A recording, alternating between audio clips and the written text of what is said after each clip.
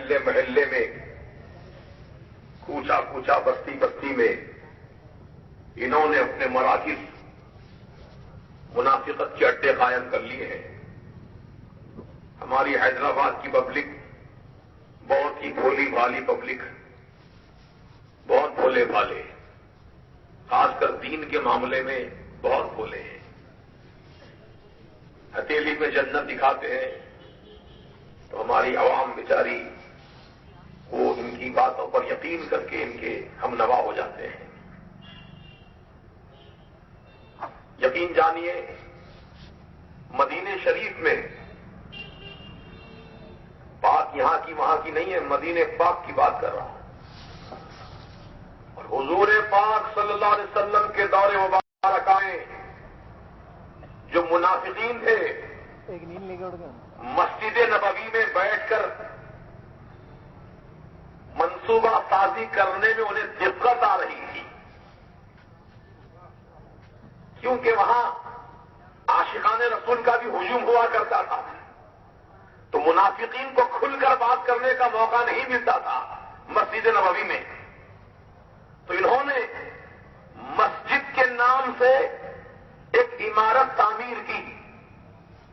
مسجد نبوی سے کچھ دور ہٹ کر اس مسجد کا نام رکھا مسجد ضرار۔ قرآن پاک میں اس کا ذکر موجود ہے، جب ان منافقین نے مسجد کو بنایا،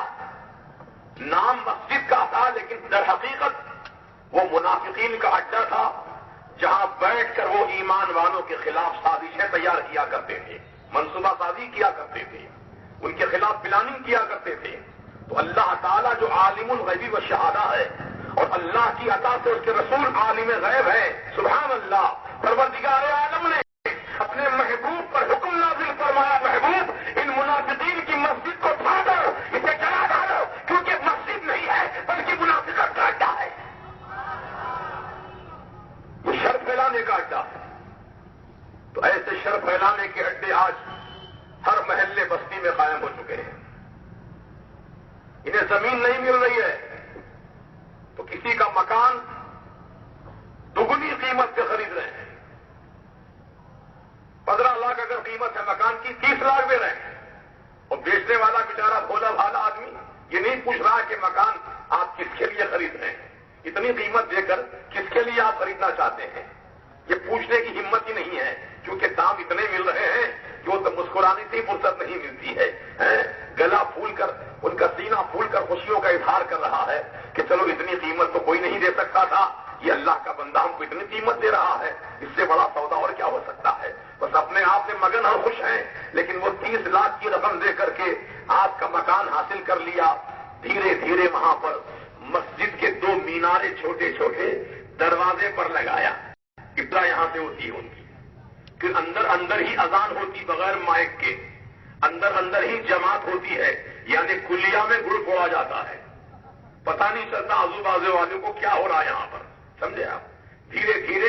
اندر سے مسجد کی تعمیر شروع ہوتی ہے، کہ ان کے جو گروپ، ان کے جتنے چیلے چپاٹے ہیں سب کے ہاتھوں میں سیل فون فری دیا گیا ہے اور ایک موٹر سائیکل فری دی گئی ہے۔ یہ تمام گروگوں کو ٹیلی فون پر اطلاع دی جاتی ہے کہ فلاں محلے میں فلاں جگہ پر تم کو جمع ہونا ہے، یہاں مسجد کی تعمیر کرنا ہے، لہذا نماز تم یہیں پڑھو، تمہارے آنے جانے کا جو خرچ ہے 100 روپیہ فی نماز کے حساب سے تم کو دے دیا جائے گا۔ اور ایک جگہ پتہ چلا ہے کہ صرف فجر کی نماز کی پابندی کرو، یہاں آ کے نماز پڑھو، مہینہ 1500 روپے تم کو تنخواہ دی جائے گی۔ اس طریقے سے مسلمانوں کے دین و ایمان کو خریدا جا رہا ہے، اور سجدوں کا سودا ہو رہا ہے، نمازوں کا سودا ہو رہا ہے۔ اے ایمان والو، غیرت و شرم حاصل کرو۔ سرکار دو عالم صلی اللہ تعالی علیہ وسلم کے پیارے نواسے امام حسین علی مقام رضی اللہ تعالیٰ عنہ نے کربلا کی دھرتی پر یزیدیوں کے پیچھے نماز نہیں پڑھی، یزیدیوں کی ابتدا نہیں فرمائی، ان کی بڑی جماعت میں اپنی جماعت کو شامل نہیں کیا، بلکہ اپنی 72 آدمیوں کی الگ جماعت قائم کر کے امام حسین نے آنے والے دور کے تمام مسلمانوں کو یہ پیغام دے دیا کہ حسینیوں کی نماز اور ہوتی ہے، یزیدیوں کی نماز اور ہوتی ہے۔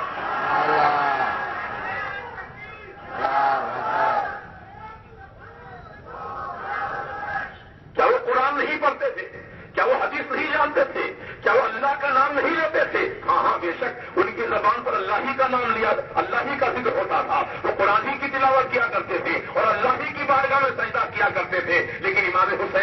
جان گئے یہ ان کا کلمہ پڑھنا ظاہری ہے، ان کا اسلام کے اصولوں پر چلنا ظاہری عمل ہے ان کا، لیکن دل میں ان کے نفاق بھرا ہوا ہے، دل میں ان کی قدرتیں بھری ہیں، دل میں ان کی دشمنیاں بھری ہیں۔ کس سے دشمنی ہے؟ نبی اور آل نبی سے دشمنی ہے۔ ایمان والا نبی اور آل نبی سے دشمنی نہیں کر سکتا، اور جو دشمنی کر رہا ہے وہ ایمان والا نہیں ہو سکتا۔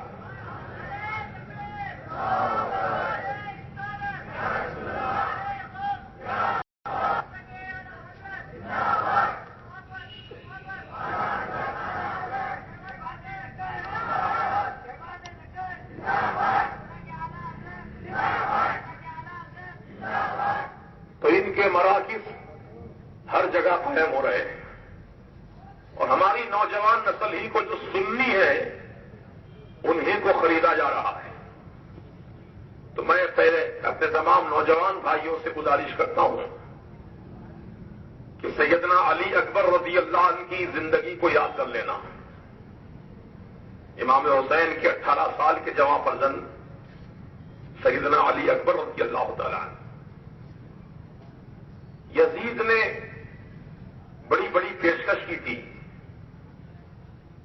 دولت چاہیے تو انبار لگا دوں گا، حسین و جمیل عورتیں نکاح کے لیے چاہیے تو نکاح کے لیے حسین اور جمیل عورتوں کو آپ کی خدمت میں پیش کروں گا، اقتدار چاہیے تو کسی صوبے کی گورنری دے دوں گا، بس مجھے اپنا خلیفہ تسلیم کر لو۔ غور کرو آپ کتنی بڑی لالچ کی ہے، دولت، عورت، اقتدار، دولت، عورت، اقتدار، یہ تین چیزیں بڑی فتنے کی ہیں، اور حریص الطبع آدمی ان تینوں چیزوں ہی پر بک جاتا ہے۔ اگر اس کے دل میں حرص و ہوس ہے،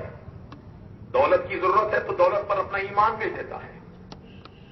اور بھول ہوس ہے تو عورت کی خاطر اپنا ایمان بیچ دیتا ہے، اور اقتدار کا نشہ اگر اس کے ذہن و دماغ میں چھایا ہوا ہے تو اقتدار حاصل کرنے کے لیے اپنے دین و ایمان کا سودا کر لیتا ہے۔ لیکن یہ کون ہے؟ یہ شہزادہ رسول ہیں، یہ خانوادہ نبوت کے مہکتے ہوئے پھول ہیں، جن کے سینوں میں اللہ تعالی کی خشیت ہے، جن کے سینوں میں معرفت الہی کے خزینے ہیں، جن کے سینوں میں اس کے مصطفیٰ کی چراغ روشن ہیں، اور وہ نواز رسول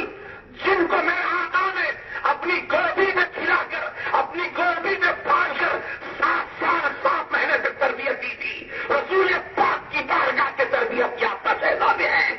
کون ان کے ایمان کا سودا کر سکتا ہے؟ کون ان کے ایمان کو خرید سکتا ہے؟ ارے یہ فقیر غلام حسین، یہ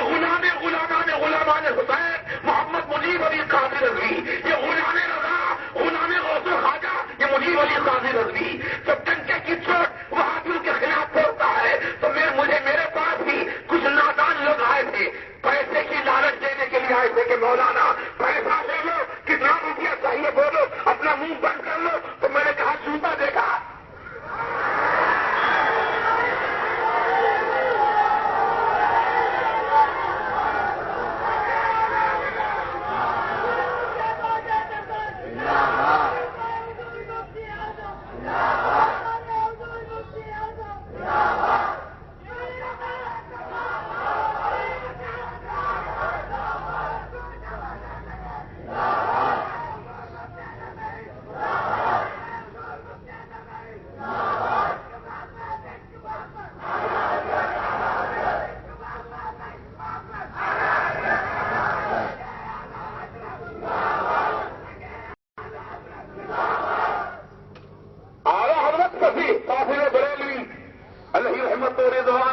نگاہوں میں عشق مصطفیٰ کا سرما بتا دیا ہے۔ سرکار حضور مفتی اعظم مرشد اعظم نے ہمارے دل میں عشق مصطفیٰ کا چراغ روشن کر دیا ہے۔